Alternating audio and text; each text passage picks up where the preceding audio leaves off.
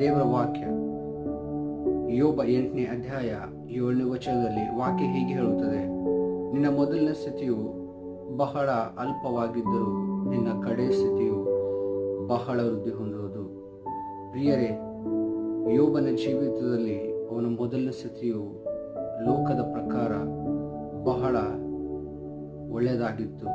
ಆದರೆ ಯೇಸು ಕ್ರಿಸ್ತನ ವಾಕ್ಯದ ಅನುಗುಣವಾಗಿ, ಯೇಸು ಕ್ರಿಸ್ತನ ಚಿತ್ತದ ಅನುಗುಣವಾಗಿ ಅವನ ಕಡೆಯು ಸ್ಥಿತಿಯು ಬಹಳ ವೃದ್ಧಿ ಹೊಂದಿದನು. ಕಾರಣ ಅವನು ದೇವರಲ್ಲಿ ಆತುಕೊಂಡಿದ್ದನು, ಅವನು ದೇವರನ್ನು ಅಲ್ಲಗಳೆಲ್ಲ. ನಿನ್ನ ಜೀವಿತದಲ್ಲಿ ಕೂಡ ಅನೇಕ ಸಮಸ್ಯೆಗಳಿಂದ ಹಾದು ಹೋಗ್ತಿರಬಹುದು, ನಿನ್ನ ಜೀವಿತದಲ್ಲಿ ಅನೇಕ ನೋವುಗಳಿಂದ ಹಾದು ಹೋಗ್ತಿರಬಹುದು, ನಿನ್ನ ಜೀವಿತದಲ್ಲಿ ಎಲ್ಲವನ್ನು ಕಳೆದುಕೊಂಡಿರಬಹುದು. ಆದರೆ ನಿನ್ನ ಮೊದಲನೇ ಸ್ಥಿತಿಗಿಂತ ನಿನ್ನ ಕಡೆ ಸ್ಥಿತಿಯು ಬಹಳ ದೇವರು ವೃದ್ಧಿ ಮಾಡಲಿಕ್ಕಿದ್ದಾನೆ.